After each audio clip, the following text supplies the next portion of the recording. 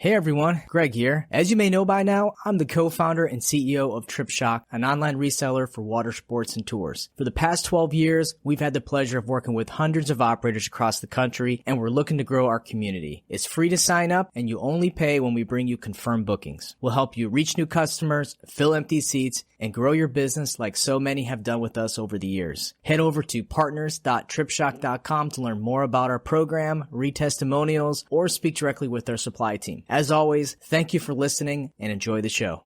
Episode 66, Awkward Watersports Guys. We brought back the guy you love to hate. The big bad marketer.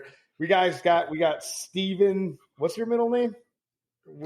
James. My middle name is James. Steven James Edwards, the three first name marketing. Would you guys like my date of birth and my favorite, my dog's name and last four of my social or what? Yeah, I'd love to have your social.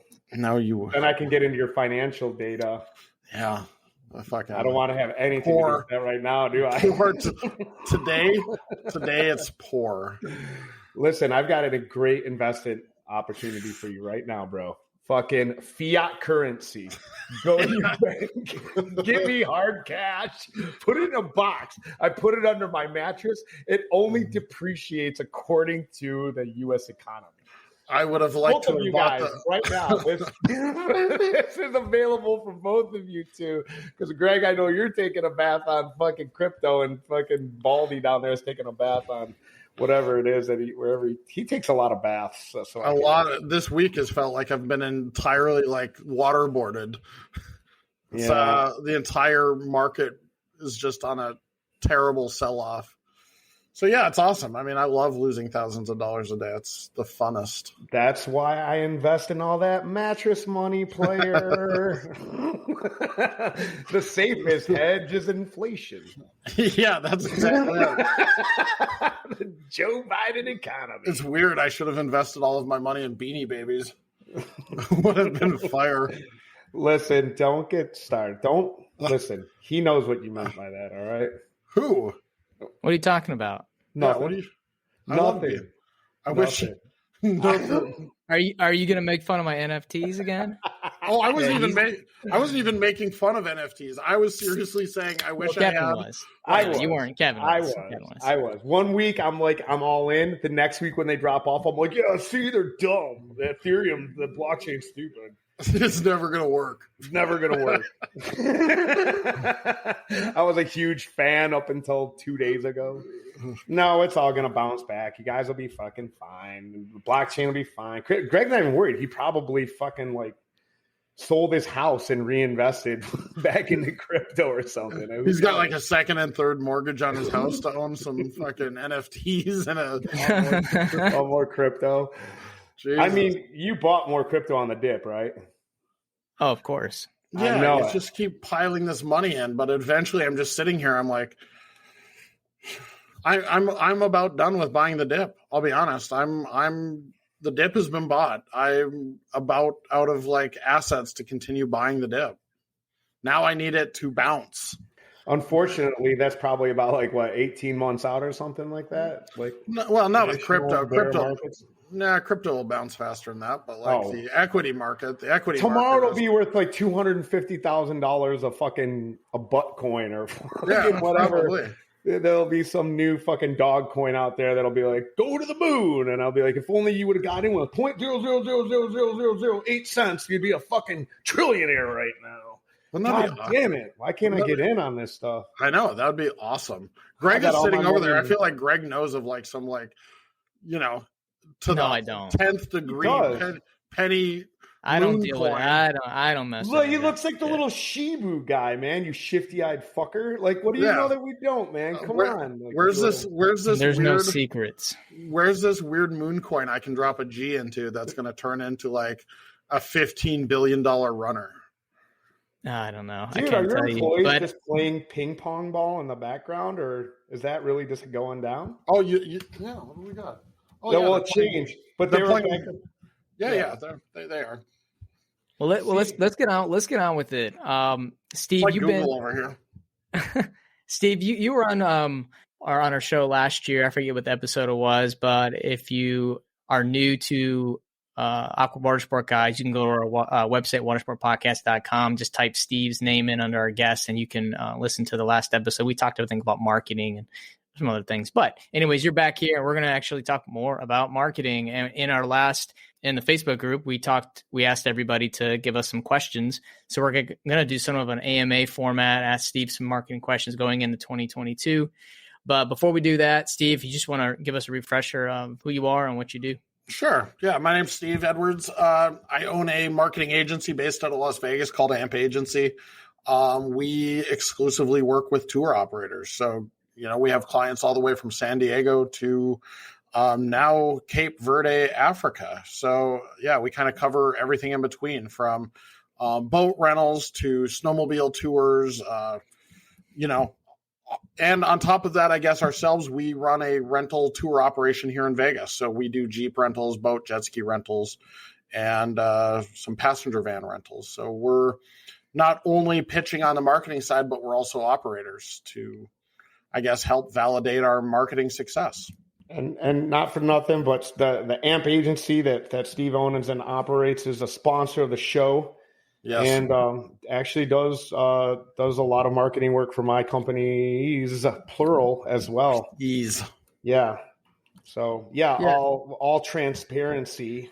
Yeah, I mean, I love this space. I think it's like I've done some other stuff in the past, like I think other marketing agency on the planet, and we found a niche that I love. I like what the clients do. Most of our clients are in pretty fun, exciting stuff. So like when I'm scrolling my Instagram and Facebook and looking at like what my clients have going on, I've got clients up in Colorado that are do big mountain sledding and UTV tours and shooting machine guns. So yeah, I love it. I'm pretty excited about the clients we work with. So it's not just hard sales pitch of like, let us build your website.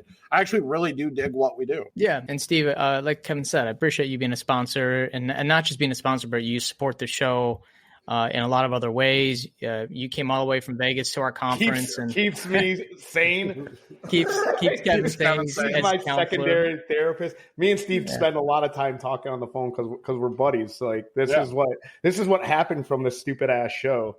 Like Steve. So I actually been out to Vegas and visited Steve's operation, and we actually did those things that he mentioned. We shot guns and we drove in monster trucks, and I got to check out the Vegas market. And I can't promise the level of very dysfunctional friendship is going to be there with Steve if you guys hire AMP Agency. No, probably. we have bandwidth capacity issues here. It's yeah. I mean, obviously this has worked out great. I've built some friends.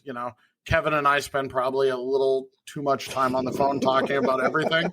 I bullshit with Greg about crypto and NFTs. So I love it. I mean, this is great. I like that you guys are having me on. I love bullshitting with you guys about this. And hopefully, some of the listeners get some value or at least get the impression that I quasi know what I'm talking about.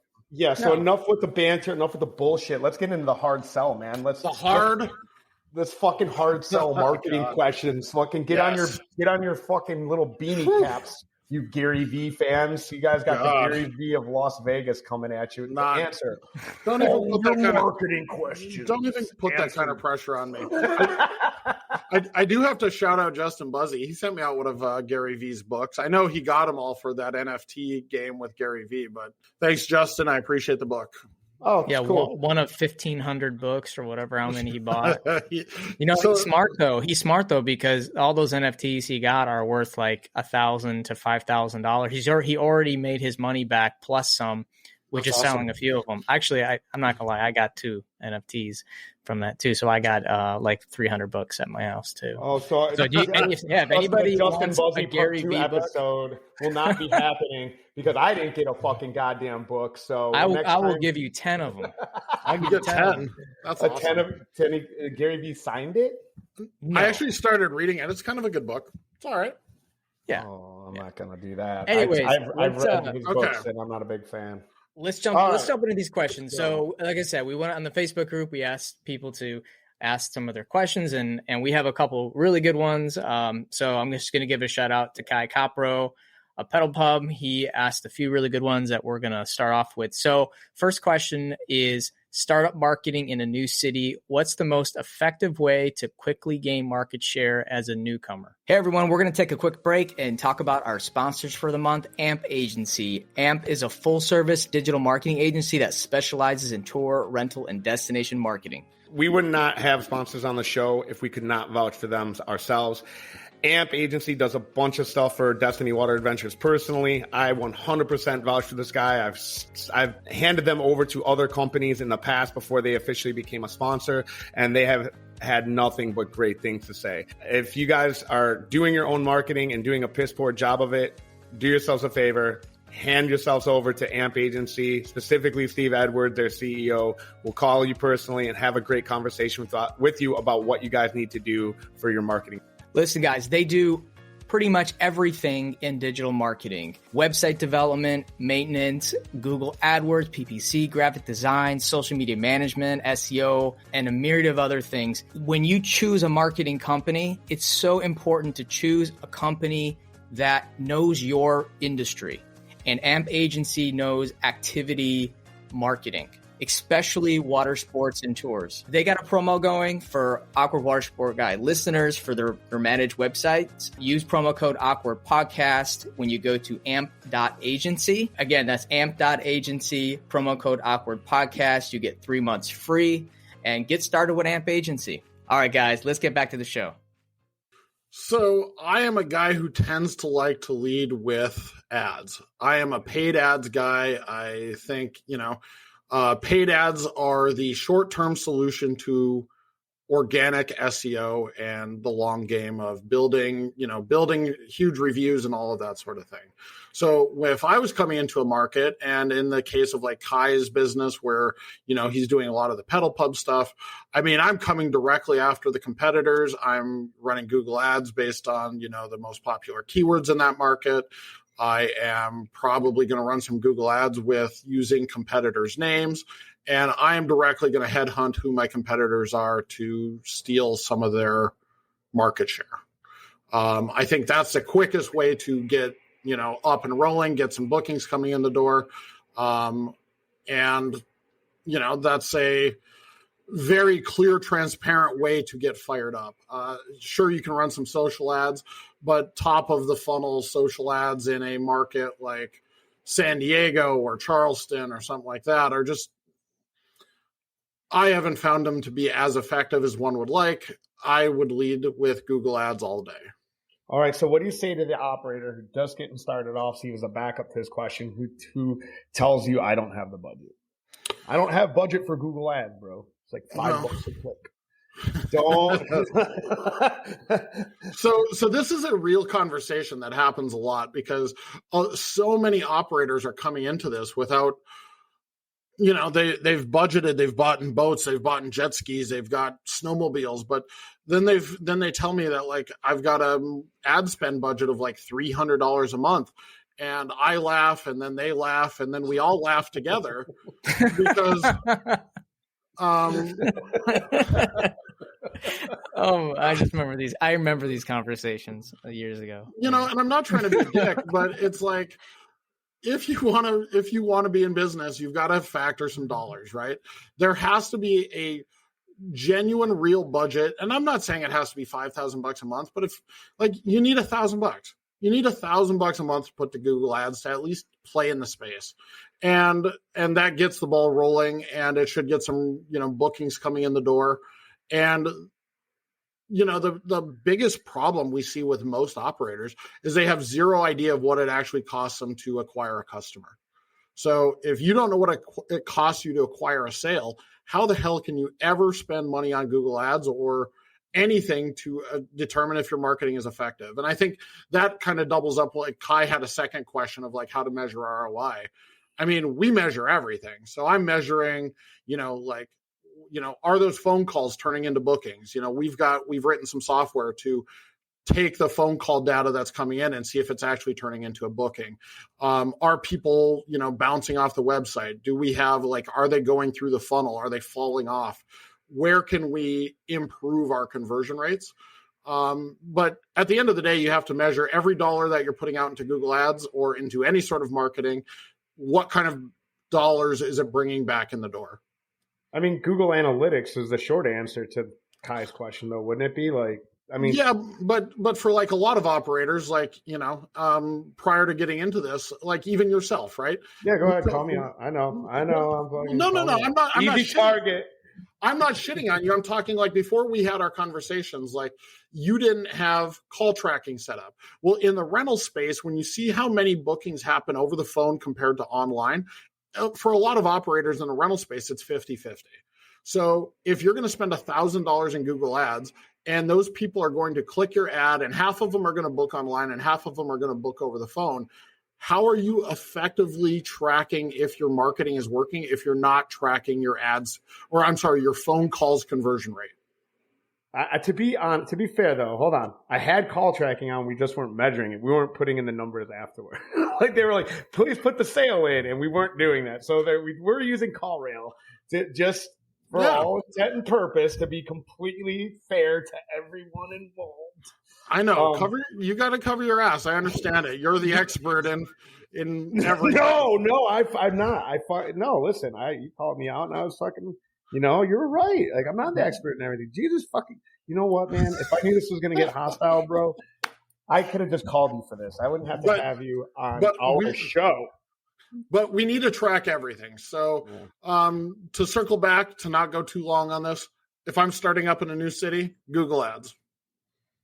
Yeah, you can listen to the Steve Adwords Party Part 1, which is it's literally called Track Everything. So go back and listen to that, Kai. Well, Steve, I got a follow-up question to please, that. Because I know you're an analytics numbers guy. I like that. Well, when you're starting up a new business, some of the smaller companies that they may still do Google Ads, but when you run a Google Ads campaign for like a private charter, you can only run 1 or 2 charters a day. So there's not a lot of inventory to sell, and it could be very expensive. You'd have to, a lot of times for like private charters, the conversion rate is a hell of a lot lower than like a multi-passenger tour. 100%. So, I mean, you can go through $500 really fast and get almost nothing from it. So, what else would you suggest if you're a small, because we have a lot of listeners that just have the one, private charter they run. What are some things you think that could be a better fit for them or would have a better conversion? So this is the part where, I mean, any agency, I don't feel like any agency is going to be able to solve that issue of like, hey, you're the small 6-pack operator and you're taking out private fishing charters. I mean, that is like some boots on the ground awareness theory. You need to optimize all the things you can optimize. You need to make sure that all of your online profiles look like they should, that you have your TripAdvisor optimized, that every single person you're taking out on this tour, on any tour, is leaving a review, and that you're asking every friend, family member, and cousin you've ever talked to go and leave you some sort of review, because you need that initial like bump, that initial kickstart to just have any sort of online presence, because otherwise you're just lost in the abyss of TripAdvisor and online listings, Same thing with your Google. Like if for the market of like you even being in Destin, if you search private fishing charter and you're the noob with no reviews, no photos, no anything, I mean, it's going to be a long, slow, deathly grind. I feel like you run out of money before you ever end up with like actual business. Rat cards and posting on Facebook daily. Yeah, I mean, it sounds super stupid, but it is. It's the worst. But if you don't have the budget, you're running a small 6-pack. Yeah, you're right. You're going to blow through $500 in Google Ads like it was like lit on fire in the parking lot. I mean, to jump in here, like I know I'm the resident marketing dummy here, guys. So I don't want to like overstep my bounds or anything, because I don't want Steve calling me out.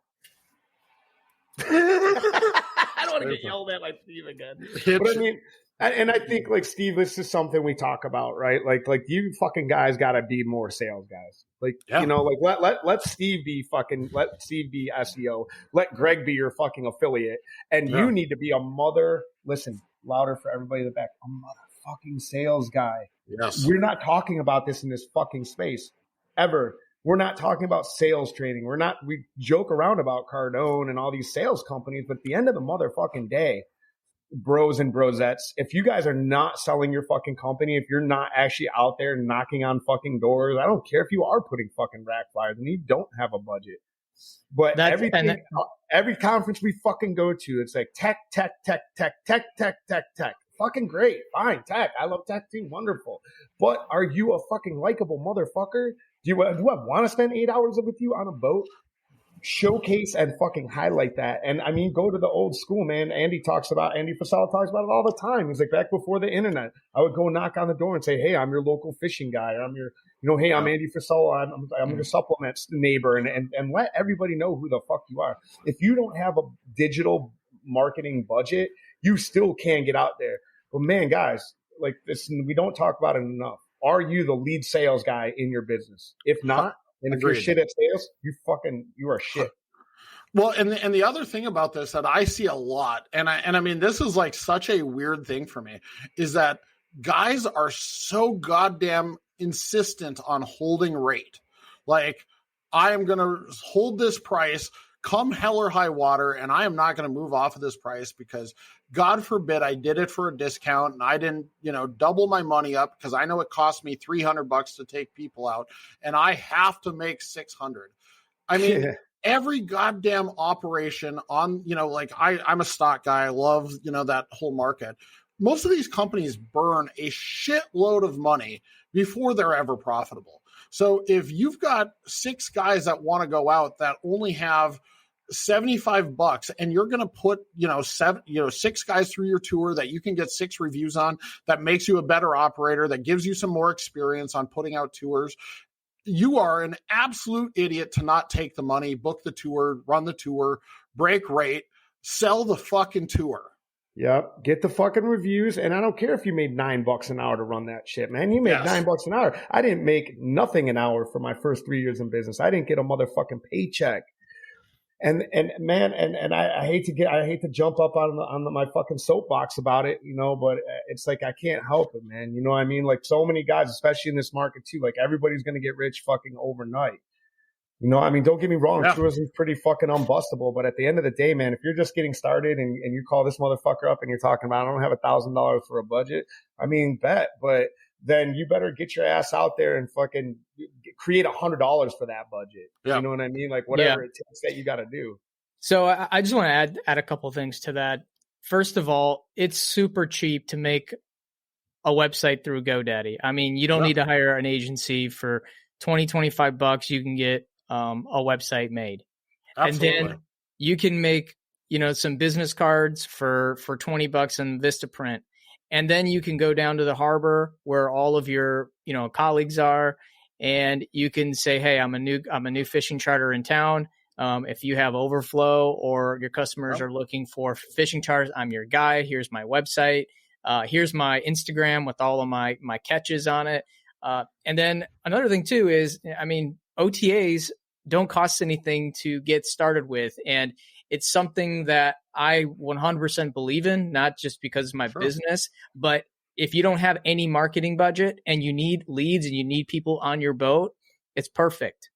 Fishing charters can use Fishing Booker. There's OTAs like TripShock that you can use, and you can wean yourself off of these OTAs as you build up a client book. But there are ways for you to get leads for nothing up front.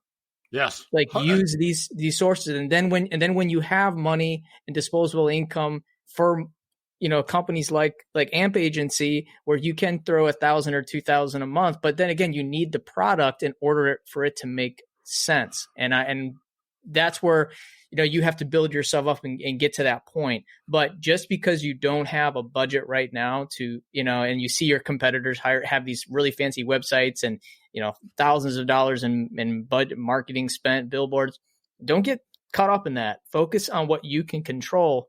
And like I said, be a salesperson. Like Kevin is 100% right. Get out there and put yourself out there and sell your business. I wish I had like a dog in this fight with you guys, man. You're the OTA, you're like the AMP guy.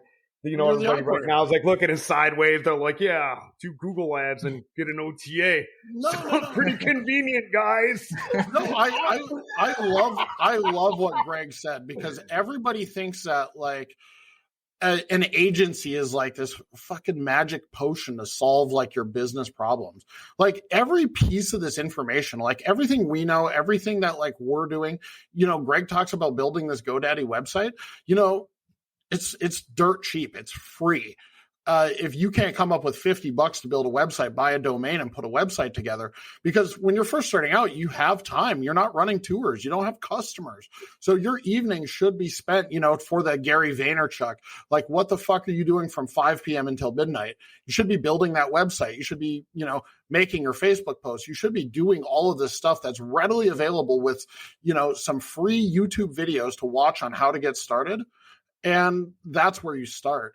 And, you know, the part I love about Greg's, where you talk about the TripShock side, everybody gets lost in the sauce on the percentage that you give away to the OTA. But these same guys that are complaining about the OTA cost have zero idea what it costs them to acquire a customer.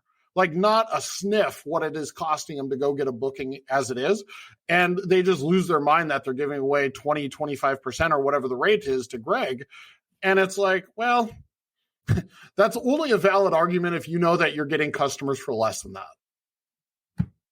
All right. Next question. Somebody had another question besides old second. Capro. Actually, Kai had all the. I had all sorts of great questions. Every single question. Jesus Christ, Kai! Why don't you just come on? They were good. But I'm gonna. So Justin had a good question. Justin Buzzy. Yeah, I like this. Mr. Give books away to everybody. That guy. Oh, okay. Cool. Great. Let's bring him on. Justin messaged me this morning and had a picture of him listening to the show. So, yeah, it's cool. Did you tell him that it's the Awkward Watersport Guys? It's a fucking plural thing going on here. No, it's fine. It's the Awkward Watersport Guys. You have Justin. I'll take Steve. I'll make that motherfucking trade all day long. This rapping ass, man. I got a rap for you, Justin Buzzy. I mean, Justin Buzzy does post more fun photos. I mean, it definitely looks like he's living a better life than I am, for sure. He travels like a motherfucker, dude. I like every single one of his fuck. He's always like standing there with his arms wide. And I saw him at that bougie ass resort in Utah. I'm like, what the fuck? Look at this. But when you meet the motherfucker in real life, though, you're like, oh my god, bro, you're like way dorkier than I expected. I thought like you had those Instagram filters on. I thought you were a gangster, dude. Buzzy, I didn't say that. I think he's like 6'5". He probably kicked my ass, man. No, I like that guy, man. He's got a lot of good shit going on. Except he does not selling me books, man. You know what I mean? It's like hurt. Buzzy, send him the fucking book. Here 69.45. Okay, what's the question? Okay, the question is it important to buy your own brand name keywords on AdWords if you show up as top rank organically? So my theory on this is I have some clients I buy the brand name on, and I have some that I don't. So if you are in a very competitive space where you would have somebody buying your name as an ad, I would buy my own brand name. An example of that would be, let me give a good. Okay, so let's use Greg as an example of that, right? So you probably don't have TripAdvisor is probably not buying TripShock as a Google ad name. I can't imagine. I haven't seen them. No. So in your case, you probably don't need to buy the Google ad for TripShock because you're already at the top if anybody searched directly TripShock, correct?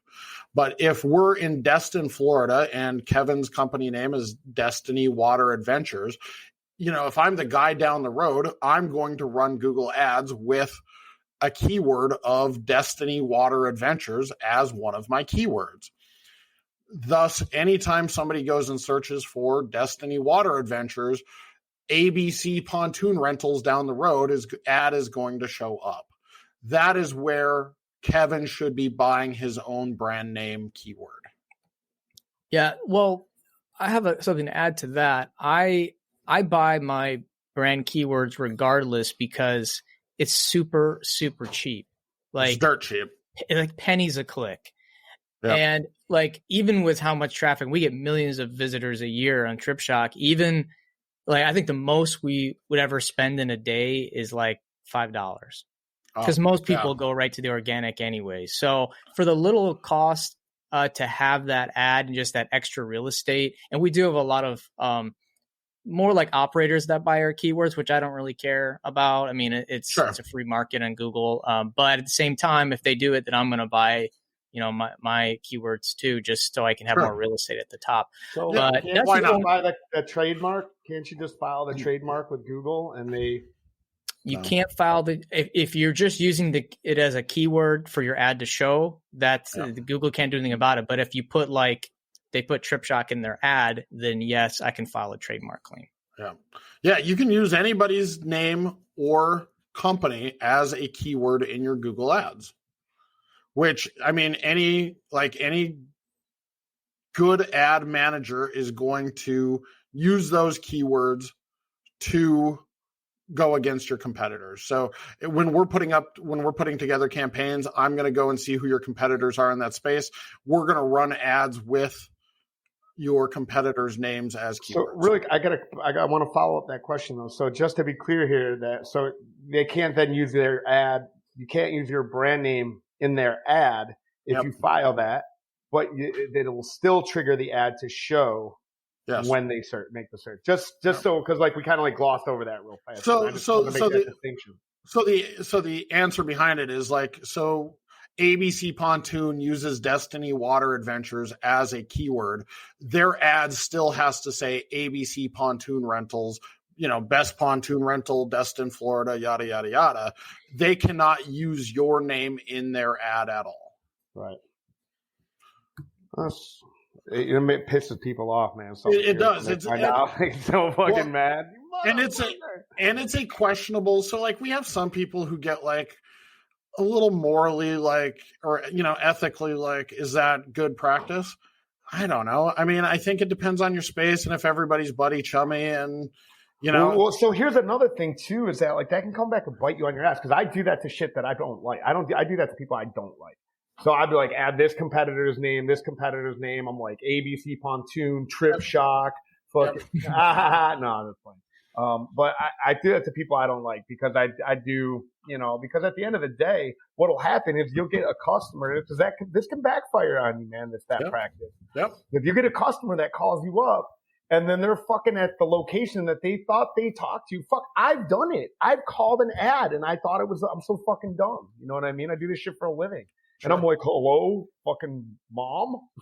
I'm coming here all for dinner. And she's like, okay, honey. And it's a restaurant. I go up to my mom's house. She's like, what the fuck are you doing here? And then everything's fucked up and confused. And then they call back to come into the booking with, they're like, I'm sorry, I thought I had such and such. Well, because you were being a slick marketer, motherfucker. So just keep in mind, anybody who's looking to jump in on that practice, that has definitely happened to me before. Where this bites you in the ass is if on a, this is super common stuff in legal stuff. This is personal injury attorneys. This is built upon their business practices. Car dealers as well. Car dealers love going after their competitors' keywords. And you also find it in a lot of commodity type businesses like locksmith, plumbers, yada, yada, The clicks are so much more expensive though in some of these right? So this locksmith. I mean, that's what. But the problem is, every locksmith, if you go and look, their name is ABC Locksmith, 123 Locksmith, Best Locksmith. Nobody's John Smith's Locksmith and Repair. It's always these super dumb yellow pages names, because back in the day they thought if they named their company AAA Locksmith, they're going to be the first one in the yellow pages, which is absurd. Straight fire. It's the best marketing tactic ever. I mean, it made sense 15 years ago, but it doesn't. That's why I got Kevin. That's why I got Aardvark's Pontoon. Yeah, exactly. First word in the dictionary, bitches. Oh, it's just some of that. I would love to have those conversations from 20 years ago of did you buy the big yellow page spot? And they're still around. Who owns Yellow Pages? I forgot. Is it Yext? I don't think it's Yext. It's somebody bought Yellow Pages, man, and they would straight spam me when I get into arguments with them about like marketing stuff, and I'd be like, motherfucker, aren't you the Yellow Pages? Get out of here. I swear the Yellow Pages was like the mafia back like 10 years ago, because what they would do is if you canceled your Yellow Page subscription, they would send the hottest women to your office. And I'm talking like the hottest women. And they would just pressure you into signing back up. Like, and they were dressed to the tens. I mean, it was insane. And they went around Destin and did this, and they got most people to re-sign back up. It was literally like, I feel like there was some shit going on. Like they had it all figured out. Back in the day, I used to own a car stereo store, and I remember buying these Yellow Page spots. And I mean, they were absurd how much money, guys bitch about like what ads cost. We were buying like a 2x2 square in the Yellow Pages for like $600 a month. And I mean, and back then there was no call tracking. There was no anything. You just like, I better buy this spot because last year was a pretty good year. Or maybe this year I'll buy a 2x3 spot. Look, I had this guy, man, fucking who I hired last year to be our ops manager. And he fucking I hired him from Detroit. And I didn't really know him, man. A buddy of mine spoke real highly of him. Anyway, the guy, I won't get in the story. The guy's a fucking unhinged lunatic. But he fucking texted me the other fucking night, man. And he was like, hey, brother, how you doing, man? Like, hey, I don't know what you got going on this weekend, but I'm working for Cumulus Radio right now. I'm like, bro, I know you're not is this motherfucker trying to sell me ad space on the radio? And we have some digital marketing solutions for you. I'm like, guy, get the fuck out of here. Next week, you're going to be coming to my fucking door trying to sell me solar, bro. Get out of here. I have a rub, and I know that they've been a sponsor at like an event we all like to attend, but they sell banner ads. And I mean, anybody that's ran banner ads in their life on Google, they recognize that is like a solid way to light up all your money on fire. I see guys putting huge dollars, it doesn't happen as much anymore, but back in the day, guys would put real dollars into these banner ads because it's like, hey, check out these banner ads. And they would show on fucking these garbage websites. Well, you're going to see your ad if you go to Fox. You're going to see your ad if you go to ESPN. It's like, but nobody in their life has ever clicked on them. Nobody's ever clicked on one of these ads on purpose. Well, let me talk about banner ads real quick. Jared Broach, don't listen to this episode. Well, we've talked about it. So this is actually a really good topic because, banner ads were really big years ago. That was the only thing you could really do with some websites, but we're in 2022 now. What do you say to someone that is going to do banner ads? Where is the fine line between actually being successful at banner ads? What would you say to someone if they're going to do it? Is there a right way that banner ads work? Are you doing everything else first? Are you doing paper? Are you doing search? Are you doing Facebook? Do you have a social media strategy? Do you have enough money in content? Could you spend that money on video? Do you just have $500 or $1,000 burning a hole in your pocket that the only place you can spend it is in banner ads? If the answer to all those questions is yes, yes, yes, and yes, I have $1,000 that I would like to light on fire or spend on banner ads, I would spend it on banner ads. How would you deploy banner ads right now? And I have some thoughts on it, but I just want to hear what you. So the most inexpensive way or the easiest way for a lot of people is just in Google, Google Display. Mm-hmm. But I mean, there's on the digital marketing side, there's a lot of self-serve, content platforms where you can serve banner ads, and then you can do some of the cooler, pop open crazy banner ads that you see on some of these obnoxious websites that you hate to scroll through. Hey, but I hate to interrupt you. I got to ask you really quick though. So because this is one of your favorite subjects, wouldn't you say that these ads that are fucking popping up on TikTok are sort of content video banner ads? They just I mean, isn't that essentially all ads in some capacity then? If Instagram No, I wouldn't say so. Oh, well, now because of the way the algorithms change, but I just, because even like on a previous podcast with you guys, we talked about like the TikTok thing. I don't think TikTok for tourism works yet. Okay. I think it's coming. They've added the ability to target based on some like keywords and hashtags that people would be searching, but it doesn't work quite yet. Now, if I was selling a nationwide product that was a fun, like cool light, I see these guys selling lightsabers. I see them selling, cool clothing and big blankets and hot sauce. That is like a buy and ship to your house. I think that's TikTok's going to crush. I would put my money there. But anybody like really plotting like banner ads, I just don't think it works anymore. I think it's a waste of money. I know there's somebody out there who's going to show me somewhere that it converted and it made money.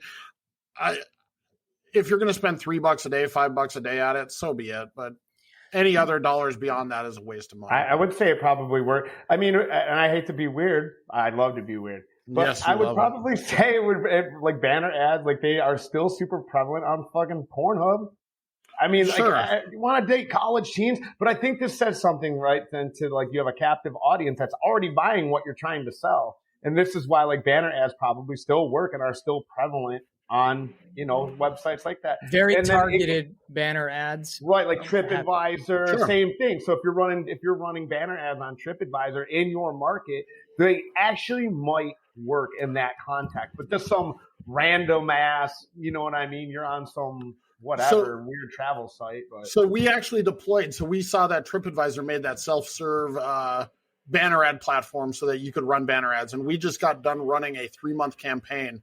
Trying it out because I have a client out here that pretty well that that is a pretty large operator, and we deployed $500 a month on TripAdvisor for 3 months, and quite literally did not convert not one booking. So it's rough. I want to be positive. I just don't think they work. I got a few things to add. So I will never do a general banner ad without some extreme targeting requirements. Like we have a cart abandonment campaign with banner ads. It does great.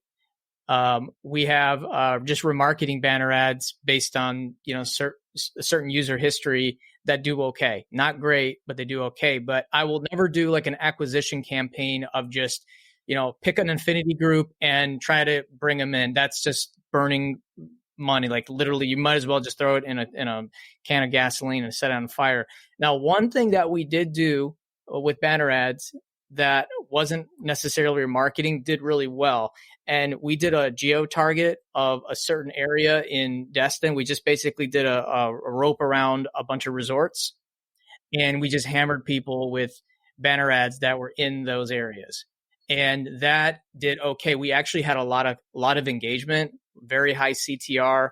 We didn't have a lot of bookings, but sometimes with banner ads, you have to look beyond just the conversion, especially if you're doing something like that. I wanted exposure. I wanted eyeballs and impressions. It pretty much acted as if like it was a billboard.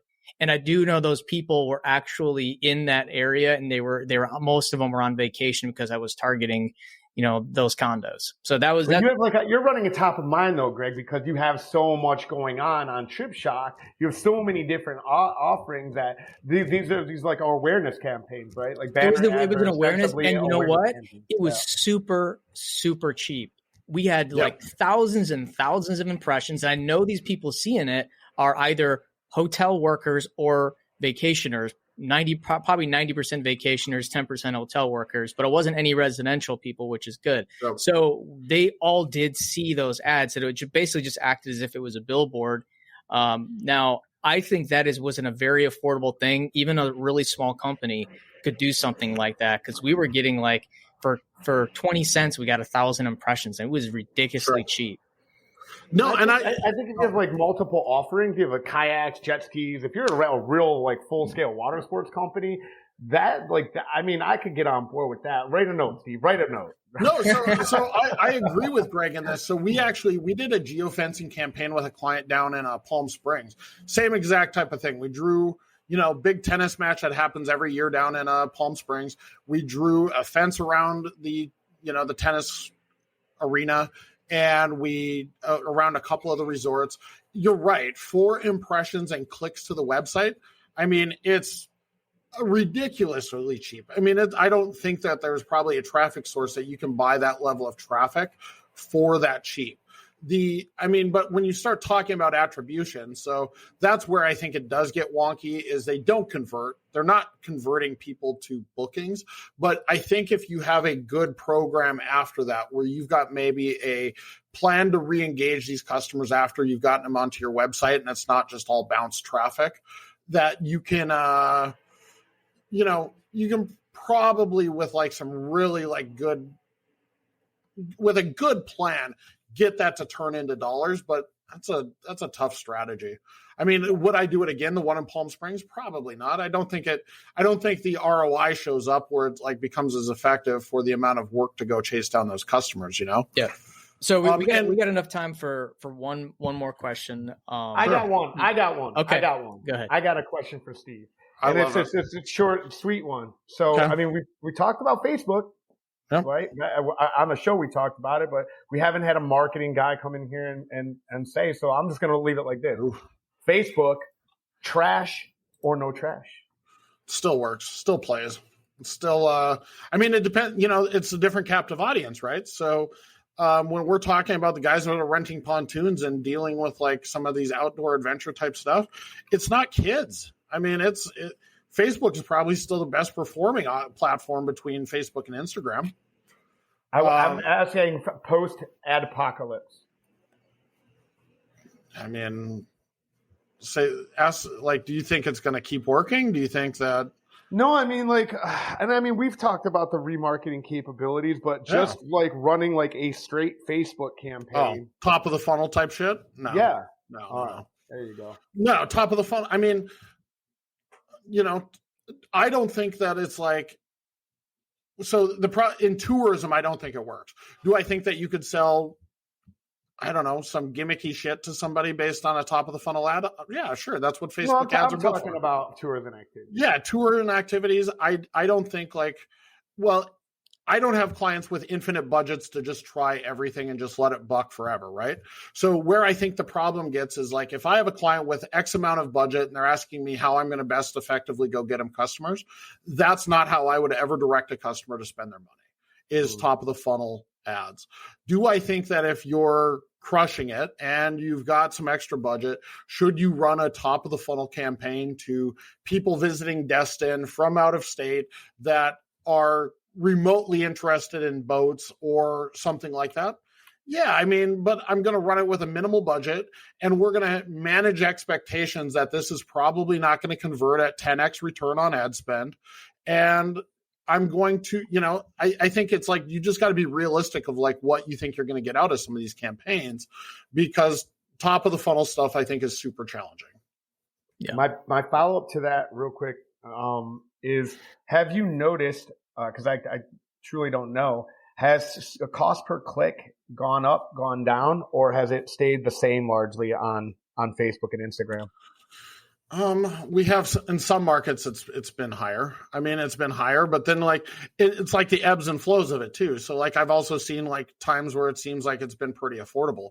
Google Ads has seemed like it's actually been what's been expensive. Google Ads went up extensively. It's going to be a shock to some businesses this year, unfortunately. So I've got a question for you, Greg, almost because I know you're an ads guy. You like getting in the weeds on some of this stuff. So I know there's always been like this talk of like Apple and Google are in cahoots on their search. And there's always been this like Apple is going to break off and do their own search to compete with Google versus paying Google for all, or, versus having that relationship. Mm-hmm. And that would provide now two platforms for guys to run search on. Of course, we already have Bing. Nobody runs in Bing, but they run minimal dollars in Bing. Most of the guys are and I've got guys that are running Bing, but it's like, it's not even a fraction of what they're spending at Google.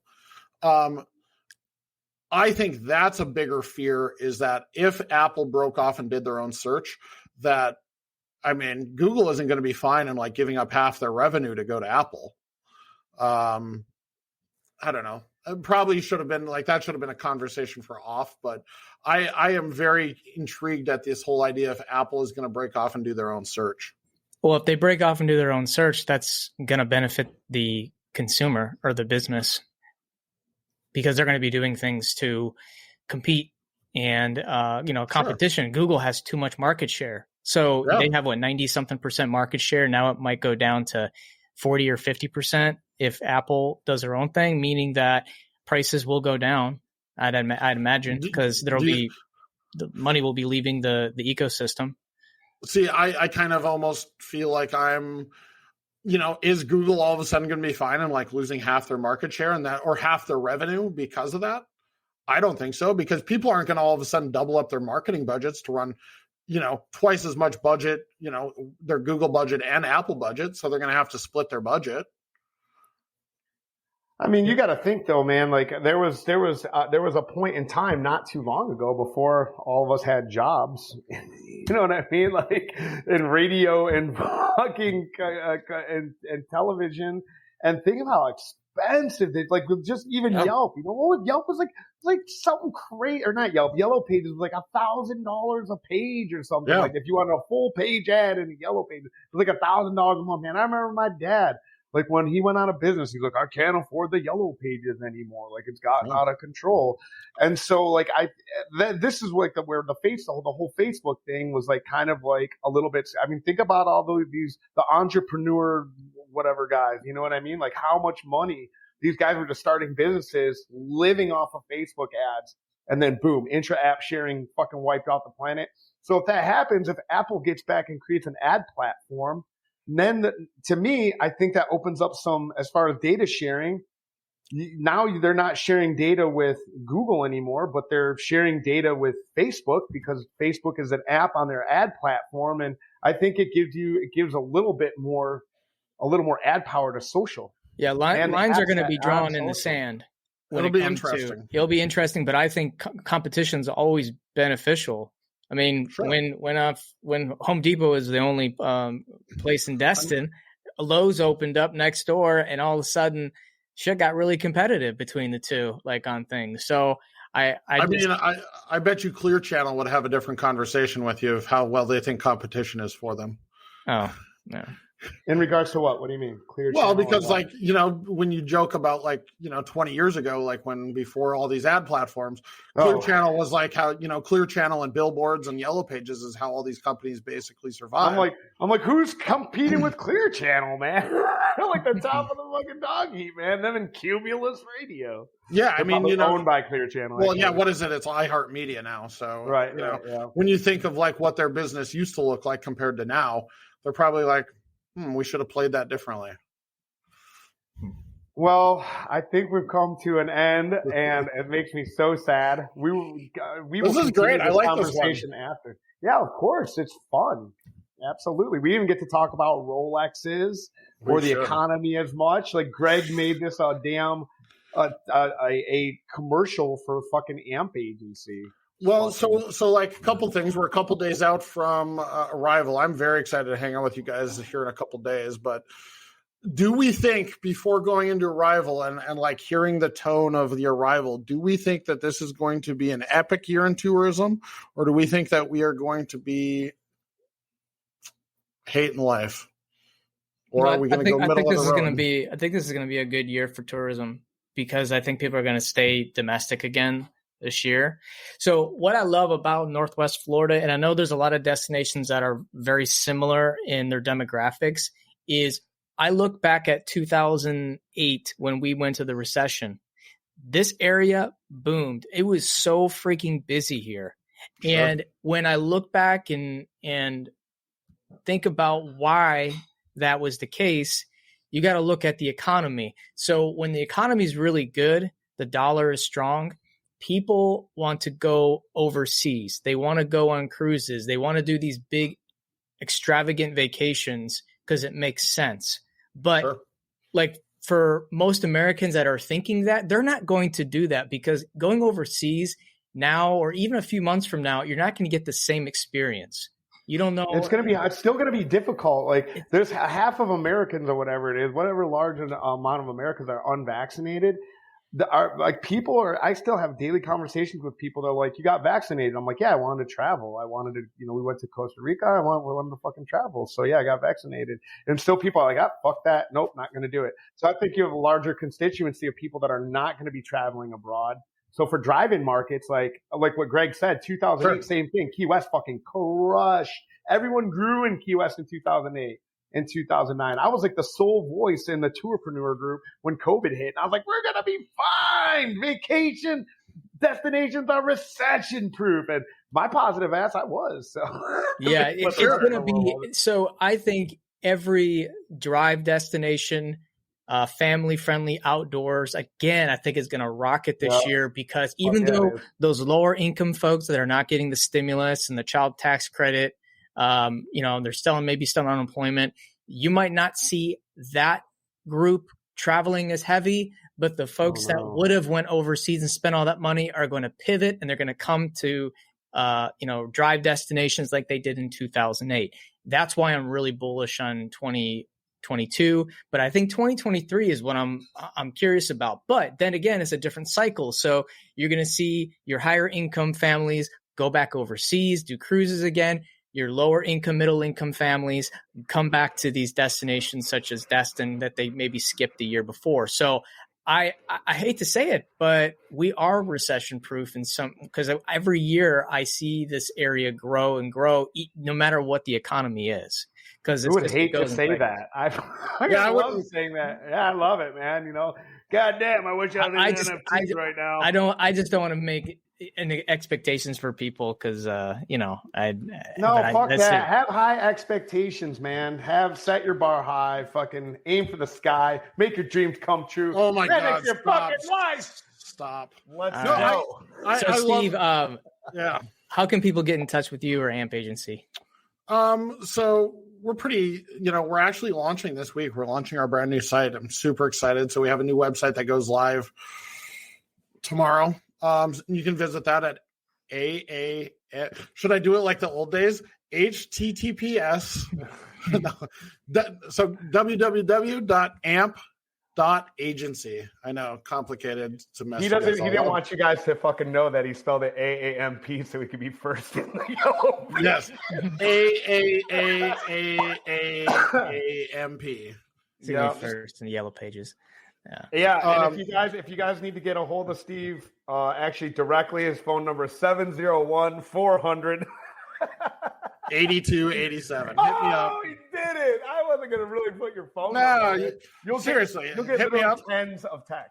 I hope I get tens of texts of people that are looking to 10x their tourism business. 100%. No, we've got a good team here. If you guys got something, Jaden and I are both in the Awkward Watersports Guys group. You can hit us up in there. You can text me. You can reach out. You can call me. You can send smoke signals. We're pretty accessible. We'll be at Arrival. We'll be hanging out with me, drinking and bullshitting and having a good time. Probably not taking things as serious as we should, but regardless, I'm pretty excited. Hey, we appreciate you coming on. Absolutely, guys. Steve. Thank you. All right. And for all you listening, make sure to hit us up in the Facebook group, Watersport and Tour Professionals. Follow us on social media, and like us on Apple Podcasts so you can subscribe and watch listen to all the episodes. And as always, keep it awkward.